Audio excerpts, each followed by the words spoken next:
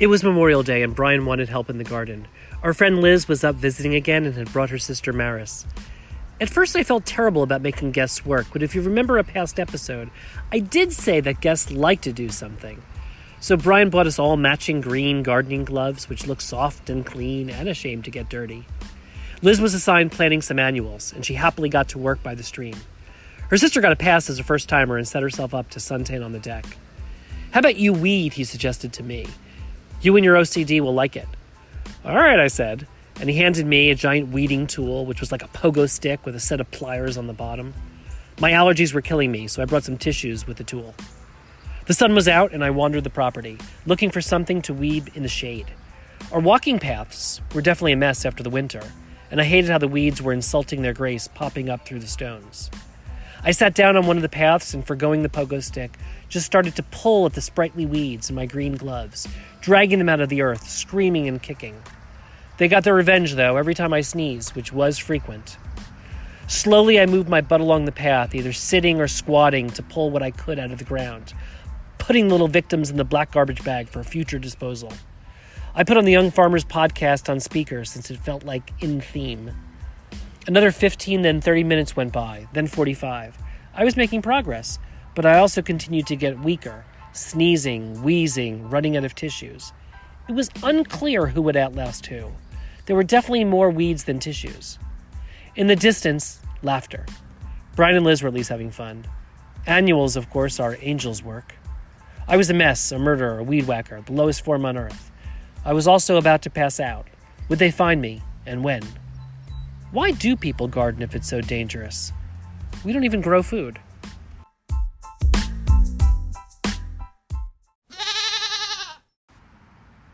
I'm Matt Zucker, and this is Cidiot, learning to live and love life in the Hudson Valley. Season 2, Episode 19. Brian will get the flowers himself. Yes, you know that line from Clarissa in Mrs. Dalloway by Virginia Woolf. Now, the garden has been a backdrop in most of our episodes. I record in it, we entertain in it, Nora's photographed in it. It's almost 2 acres with multiple beds, benches, chairs, and tables.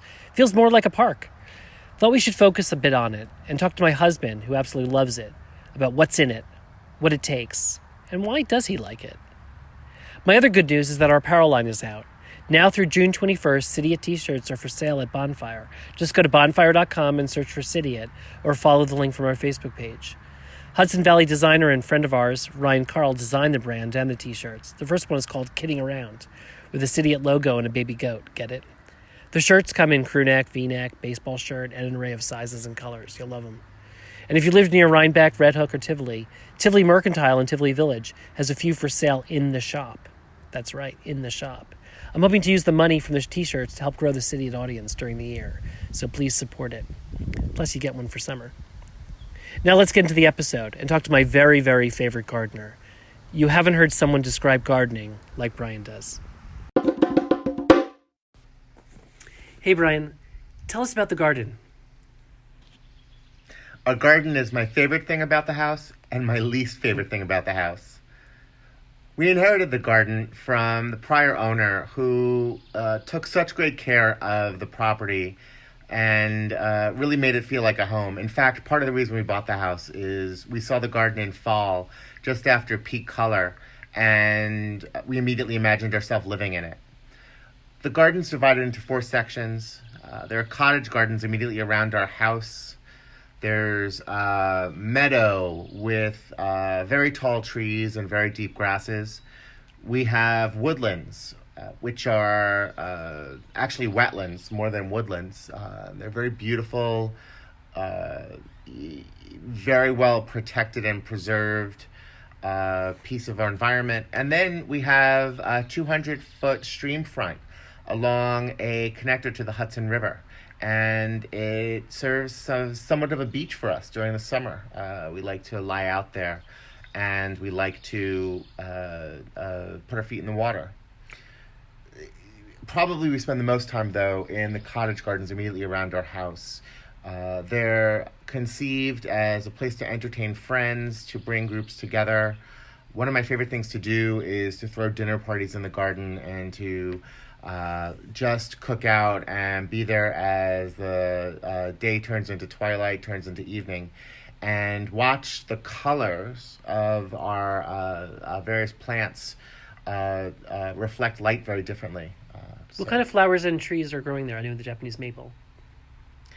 We have about 500 different specimens on our property in total.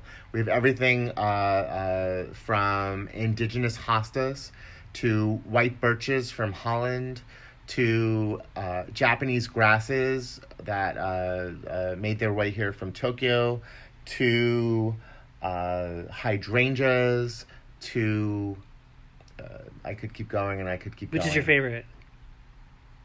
I have a passion for the white birches. I'm determined to give them the best home that we can. Oh, nice. Thanks. Brian, the second question is what city folks should expect. I mean, what does it take to maintain a garden? Well, there's a couple of different ways I can answer that question, but given my experience of the last couple of years, having a garden is like having an additional member of your family. It requires a couple things. It requires food. It requires shelter. It requires safety. It requires support. It requires love. And it requires a degree of empathy for your land, your plants, and your surroundings that you cultivate over time and you develop a second instinct for. And once you kind of have that connection to your garden, it becomes very easy to get immersed in it and very easy to spend lots of time in it and very easy to get carried away in it. And very easy to go on and gush about it like I'm doing right now.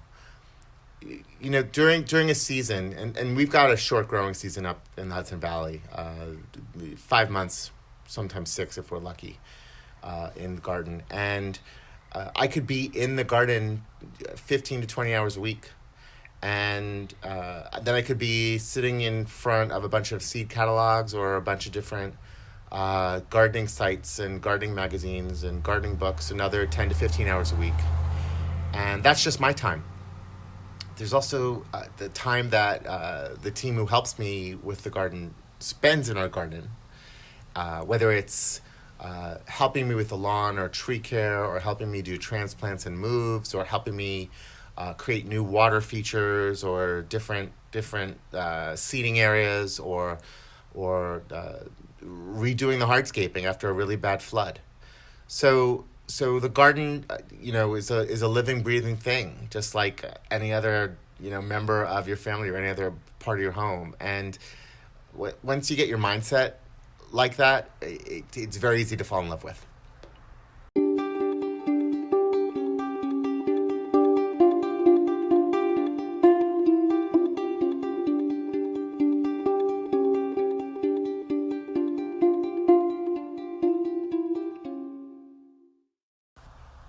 So, Brian, one last thing is, I like the garden. I love the garden. I love sitting in it. I love writing in it. I love broadcasting from it, conference calls from it. But I don't necessarily get the rush like you do out of working in it, of the sweat of it, too. So my question for you is, why do you like it? I mean, why don't you just pay someone to take care of it for us instead of doing it yourself? I mean, why? Well, I could answer this a couple of ways. But first and foremost, that'd be a big dent in our checkbook if I outsourced all this. So you decide if that's how you want to spend your money. But then there's, a more interesting answer that's probably more appropriate to being a Cidiot. And I'm a born and bred city kid. And one of the things that I gained out of being raised in Brooklyn and then living my adult life in New York City is an appreciation for all walks of life and the diversity of people that inhabit the earth. Like, you don't have to walk more than 10 feet from your stoop anywhere in New York City to see people of different shapes, sizes, colors, creeds, orientations, and ways of life, and that's an amazing experience that I treasure and love and crave. And you know what? The garden's very similar. It's diversity. There's diversity of plants. There's a diversity of life, and it's a different kind of diversity than I knew. But once I got my head around it and realized that there were different ways of caring for shrubs and different ways of caring for ground cover and different ways of caring for trees, and that then there were subsets of those directions in care, and the results were equally diverse and fragmented. It was a no-brainer, and I fell for it right away. Well, thanks for doing it.